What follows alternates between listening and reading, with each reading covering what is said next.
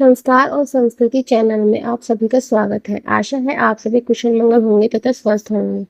आज हम प्रदोष व्रत के बारे में बताने जा रहे हैं। प्रदोष व्रत हर उम्र और लिंग के व्यक्ति द्वारा किया जा सकता है।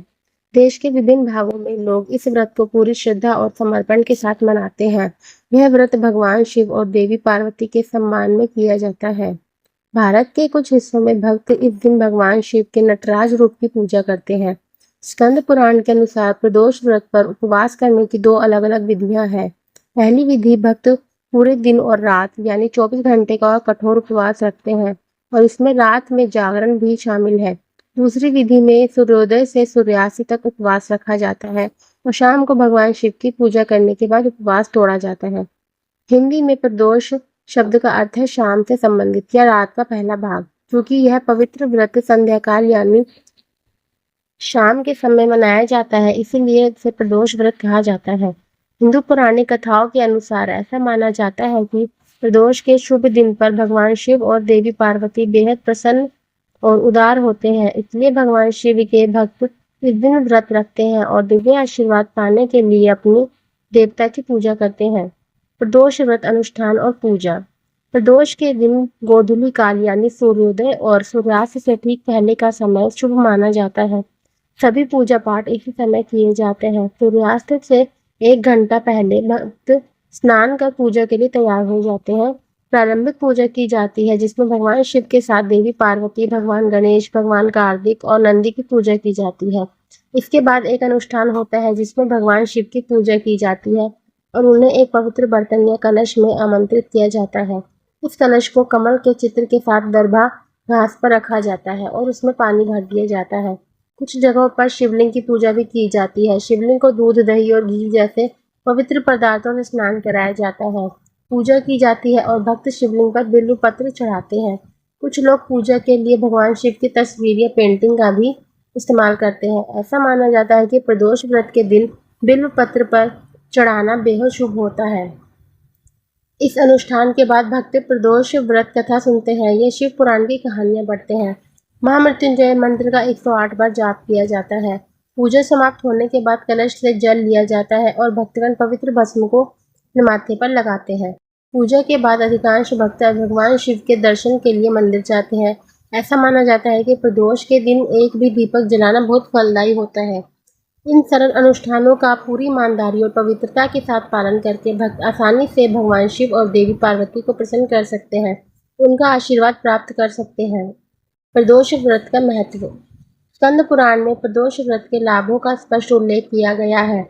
ऐसा कहा जाता है कि जो व्यक्ति इस पवित्र व्रत को भक्ति और विश्वास के साथ रखता है, उसे संतोष, धन और अच्छा स्वास्थ्य अवश्य मिलता है।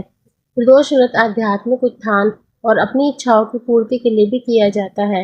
हिंदू शास्त्रों में प्रदोष व्रत की बहुत प्रशंसा की गई है और भगवान शिव के अनुयायियों द्वारा इसे बहुत पवित्र माना जाता है। यह एक ज्ञात तथ्य है कि इस शुभ दिन पर भगवान की एक भी झलक आपके सभी पापों को समाप्त कर देगी और आपको भरपूर आशीर्वाद और सौभाग्य प्रदान करेगी।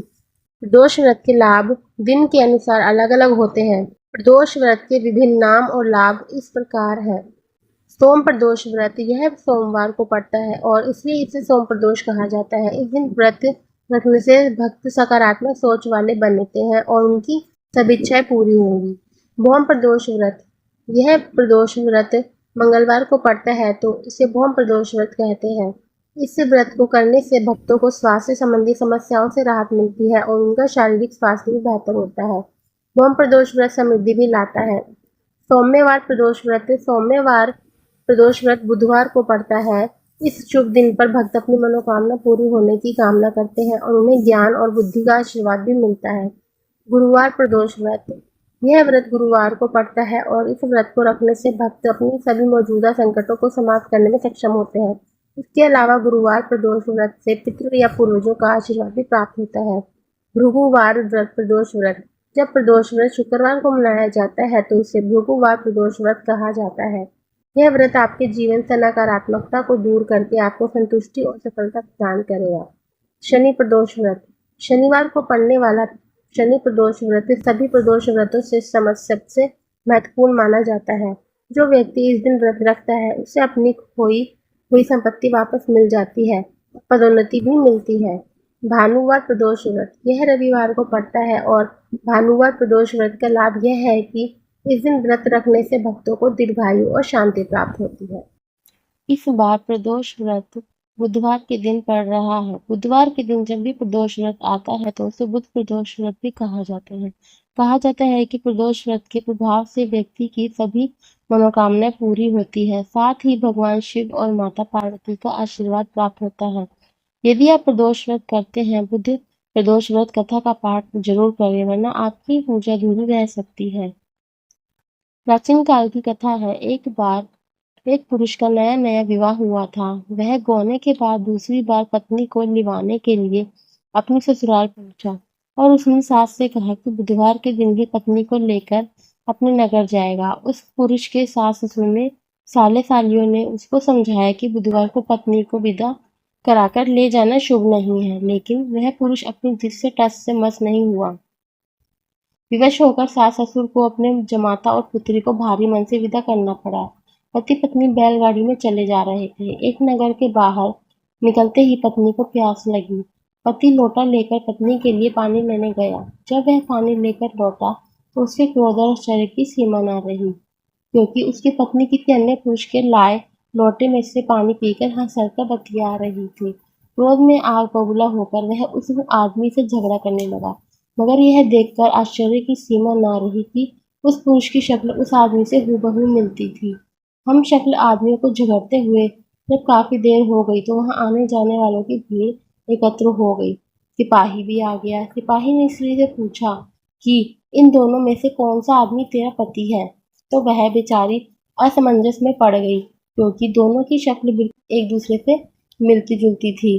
बीच राह में अपनी पत्नी को इस तरह लूटा देख उस पुरुष की आंखें भर आई। वह शंकर भगवान से प्रार्थना करने लगा कि हे भगवान, आप मेरी पत्नी की रक्षा करो।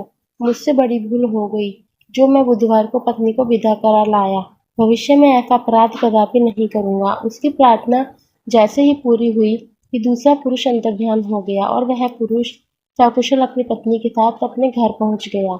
उस दिन के बाद पति पत्नी नियम पूर्वक बुधवार प्रदोष व्रत रखने लगे।